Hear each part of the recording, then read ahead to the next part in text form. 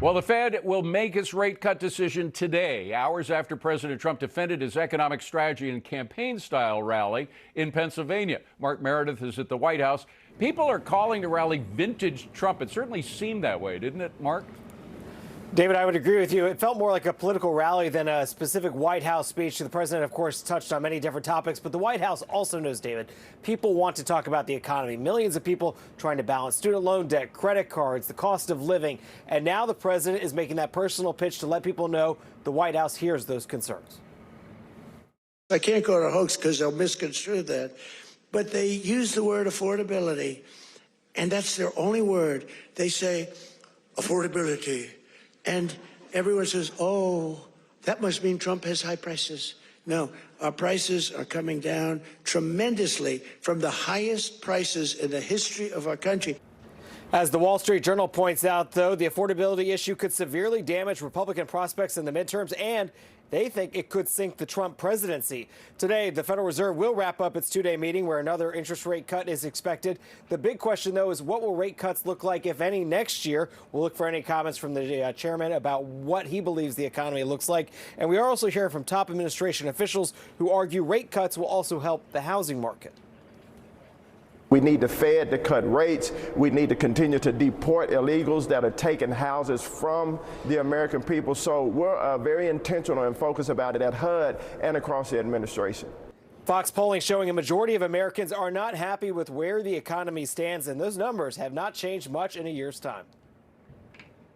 Working class Americans, everyday Americans, hardworking American taxpayers are struggling in the Trump economy to live paycheck to paycheck.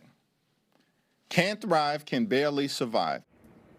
The president made his speech in Pennsylvania. We are told that he'll be back out on the road after the winter holidays, so we'd expect more speeches. He also touched on a number of different topics last night, David, including immigration, with fresh attacks against Minnesota Congresswoman Ilhan Omar. Oh, David. yeah. We heard that. Mark, thank you very much. Joining me now, former Speaker of the House, Newt Gingrich. Newt, great to see you. Thanks for being here. Good. By the way, you've been saying for months now that President Trump really had to squarely address the affordability issue. He did it. How would you rate his job last night? Oh, look, I'm so glad to see him take it head on and put it in context. There are, I think, 6 states now where gasoline is under $2 a gallon. Things are starting to move. But I was trying to think, David, about how to explain where we are. If you're watching a football game, this being the season, and you see the quarterback step back 3 yards, that could be the beginning of a loss, or it could be the moment to launch the 50-yard pass that's a touchdown. And you got to wait for the play to end to figure out which thing happened. Trump, by passing the One Big Beautiful Bill, has set the stage starting January 1 for an amazing boom by going around the world and getting people both to buy American products and to invest in America trillions of dollars. He's set the stage for a big boom. And the question will be, by next June or July, do the American people think they're better off? Remember, Ronald Reagan in 1983 was actually behind both Walter Mondale and John Glenn in polls. And by Election Day of 1984, he carried 49 states. So people legitimately can say they're not seeing the results yet, but Trump is laying the groundwork for, I think, an extraordinary economy. Well, yeah, by the way, another football analogy: if you keep losing yards, you're in trouble. That's what happened all during the Biden administration. The real wages were always behind inflation. So Americans, day by day, were losing more and more. Right now, and I know it's still difficult to believe this, but it's true. You look at the numbers.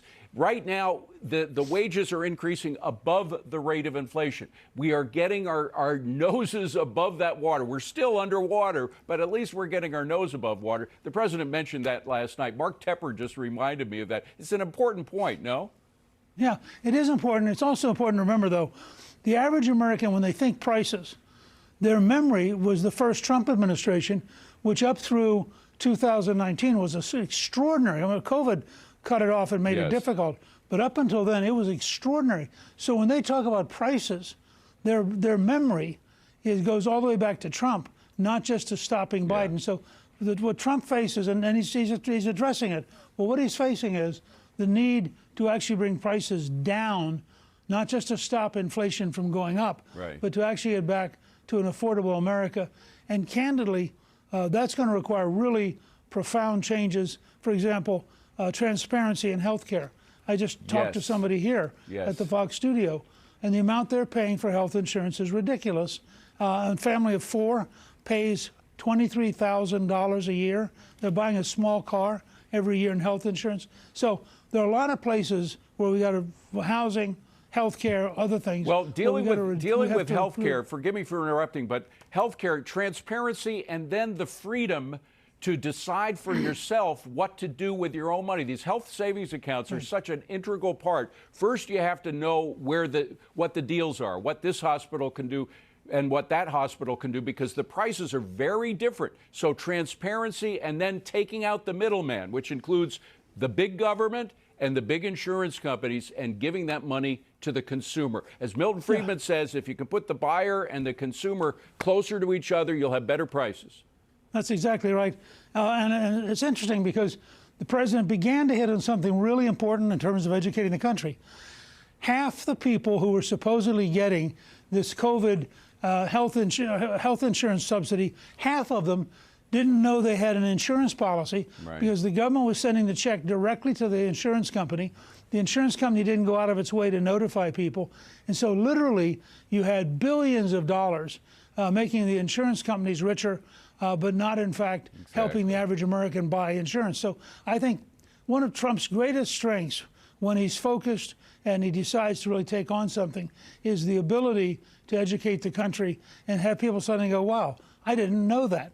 And when that happens, you see very dramatic changes. Yeah, and by the way, the insurance company bit, what I love about that is you can put the finger on Democrats for subsidizing insurance companies. On the one hand, they lionize a guy who killed the head of an insurance company. On the other hand, they're subsidizing insurance companies. So they're just totally hypocritical and dead wrong on healthcare. We got to leave it at that. Newt, it's a wonderful opportunity to see and talk with you. My best to you and your family for the holiday season. Thank you.